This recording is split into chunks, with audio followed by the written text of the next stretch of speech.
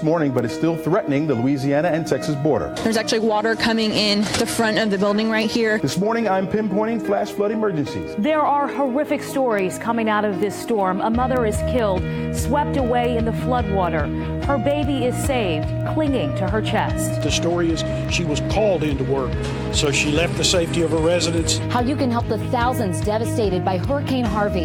This is Morning Rush. But we are starting this morning with some breaking news. DeKalb County Police investigating a triple homicide. So 3 people found dead. This is on Par 4 Way in Lithonia.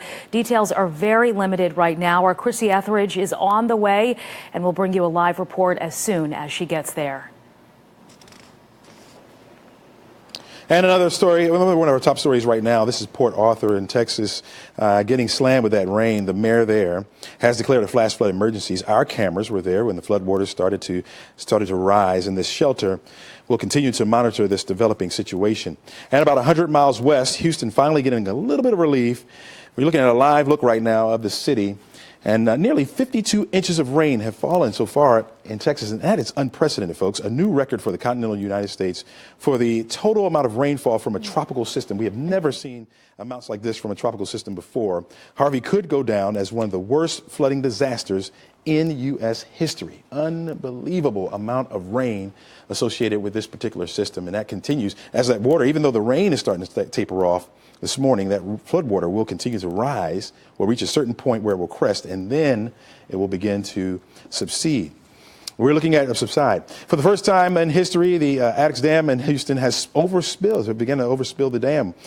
Water rose over 108 feet in the dam area, and a levee in a nearby county has also been breached. Officials issuing a dire warning, telling people to leave that area as soon as they can.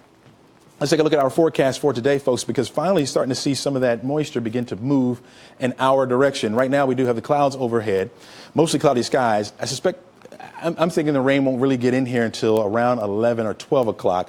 Again, right now dry, but for your morning commute. But by this afternoon and this evening, we'll be dealing with some of that water. You're looking at the rain, light for the most part, over towards southern parts of Alabama. But again, that's all spreading up in our direction. There's the latest from Harvey now, set to make landfall in southern parts of Louisiana, right there near the border between Louisiana and Texas. So we'll continue to slide up toward the northeast, about 7 miles per hour. Still a tropical storm with those winds at about 45 miles per hour. It will move north over toward northern Louisiana later on tonight, and then continue to slide over toward the east. We're going to continue to track that for you in the full forecast coming up. Right now, let's get a check on that traffic. In for Crash Clark, here's Deidre Johnson. Thanks so much, Chesley. And just so you all know, we are live on Facebook, so please join the conversation and check us out. Now, also, we're going to show you what's going on with the roads right now. Not too much going on because it is early. That's good news. But we're going to take you down. If you're going through the Alpharetta area, also Sandy Springs, by Northridge, you're going 65 miles per hour, going up more towards North Point Mall, and also by Avalon, still going 65 miles per hour up towards Alpharetta. Then looking at some of your travel trip times, these are east side and top end travel trip times. From I-20 to I-85, you're going 65 miles per hour. That's 285 northbound. And then from I-85 to Georgia 400, going also 65 miles per hour, and that's 285 westbound. Here's a live look. You can see in the back there, that's the King and Queen buildings, and traffic is moving just fine. Sheba, back to you. But there are too many people from across our city, too many residents that are out of their homes, and they are in shelters. And I don't want them to have to worry about someone breaking into their home. That's Houston's mayor imposing a curfew that started last night at 10 and ends in an hour. He is hoping it will stop people from looting evacuated homes. By the time Harvey leaves Texas for good, it's expected to dump 25 trillion gallons of rain. With all of this rainfall, we are seeing thousands of people being rescued from their homes. This is video showing a mom and her baby being rescued in Houston. The U.S. Coast Guard deployed 500 service members to help in Texas. Jennifer Leslie joins me this morning now with the 3 big things coming out of the storm that you've been tracking overnight and some big developments this morning. That's right, Sheba. We are tracking this storm as Harvey is on track to make its second landfall in southwest Louisiana, and we know it's bringing tons of rain right now to Port Arthur and Beaumont. The mayor of Port Arthur taking to Facebook overnight saying the city is underwater, calling for dump trucks to help with rescues and opening up a new shelter overnight. That shelter is now flooding. He is urging residents to get to higher ground but avoid getting trapped in their attics. More storm victims across Houston have been making their way to the city's newest shelter at NRG Park. That's where the Texans play. At last check, about 1,000 people were there, another 9,000 to 10,000 at the George R. Brown Convention Center, where city officials put out the word overnight that they're in desperate need of social workers. Authorities and family members have reported at least 18 deaths from Harvey, while law enforcement agencies say more than 13,000 people have been rescued in the Houston area and surrounding parts of southeast Texas. And the crisis remains. It's an ongoing crisis in southeast Texas where flooding continues. They've had pounding rain all night long. Sheba, one meteorologist, saying that Port Arthur is experiencing tonight what Houston did on Saturday night. It is astounding just how we've all been keeping an eye on Houston. And now Port Arthur is on our radar this morning, so we can't let this community get swept under the rug this morning. Can you give us some perspective? You used to work in Port Arthur. How far Port Arthur is from Houston? It's about 90 miles from Houston, and Port Arthur is just south of Beaumont, and right on the coast there. And they're both taking a pounding right now. The sheriff's office saying of Jefferson County, which covers both of those cities, saying that they can't even get to many of these victims. It's very concerning. All right, Jen Leslie, thank you. Keep us up to date on Port Arthur. We'll check in with you soon. So for many of the storm victims, the survivors, it is going to be another day of waiting for word on loved ones. A Houston area family says strong currents swept away their baby girl when they got out of a sinking car. The couple was found clinging to a tree, taken to a local shelter. That baby has not yet been found. And we have another devastating story from Harvey's aftermath. Authorities say that a mom's body was found while her infant survived. This is in the Beaumont area. Jen Leslie talking about this area of Texas. The pair was traveling on a service road when they hit high water. The mother got out of the vehicle and was just swept away into a canal. Police found her body with her child clinging to her. The child survived and is now recovering in the hospital this morning. The wrath of Harvey is being blamed for the death of a Houston police officer. The wife told me she had asked him not to go in.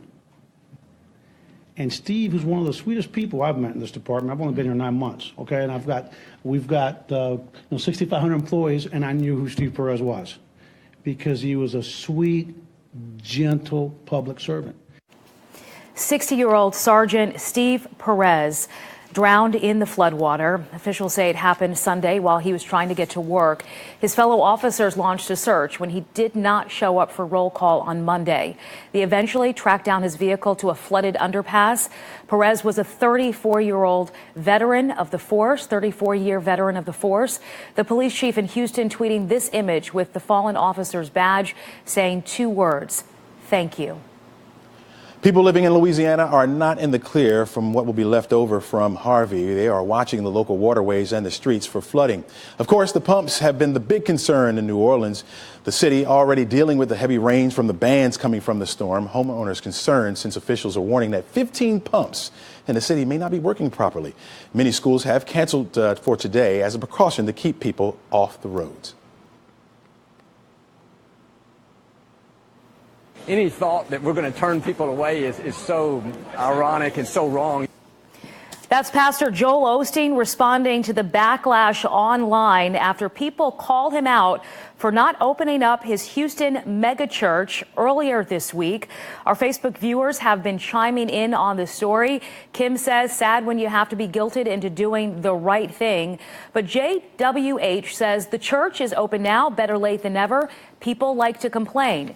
The megachurch posted the location was inaccessible due to severe flooding on Sunday. But now Osteen says it is open and housing 3,000 people. In fact, one of the church's most recent Facebook posts said that they maxed out on volunteers. But on social media, people were quick to criticize, claiming the megachurch didn't open its doors soon enough. Some even shared pictures showing it didn't look so bad outside of the church.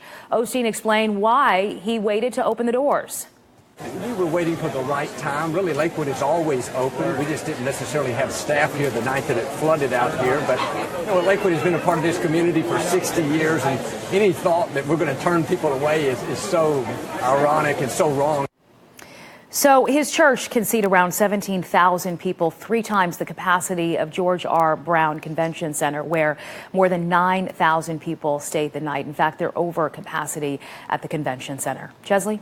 All right, thanks a lot, Sheba. Really appreciate that. Storm victims facing a long road to recovery and are in desperate need of help. That's why here at 11 Alive, we're joining with our Tegna affiliates to provide as much relief as possible. If you're planning to give, please consider donating through Texas Cares. Again, that's Texas Cares. We have already raised more than $1 million, but we need so much more. All donations will go directly to the American Red Cross Hurricane Harvey Disaster Relief. To make a donation, visit 11live.com/Texas Cares or click on the Texas Cares tile on your mobile app. Our parent company, Tegna, will match the first $100,000 of donations. A representative from the Red Cross will be in our studios for the next half hour, and so we'll discuss how you can help and explain exactly where those donations are going. Best Buy is apologizing for a viral photo. The electronics company accused of selling a case, a pack of water for an outrageous price. It is 5:10 Wednesday morning. We want to say thank you to all of our friends watching us live on Facebook. Good morning to you, Nancy, Nathan, and Angela. We're signing off now. You can continue to watch us on 11 Alive, 11alive.com, and our app.